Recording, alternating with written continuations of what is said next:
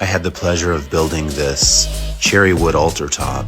So here I am putting tung oil on this beautiful cherrywood. Oftentimes people cover cherrywood in this red stain, but cherrywood has so many variations in its wood grain. You can see so much beauty.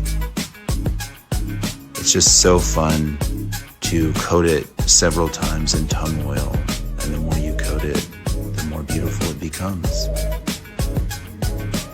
Check it out with all the natural elements. Isn't that beautiful?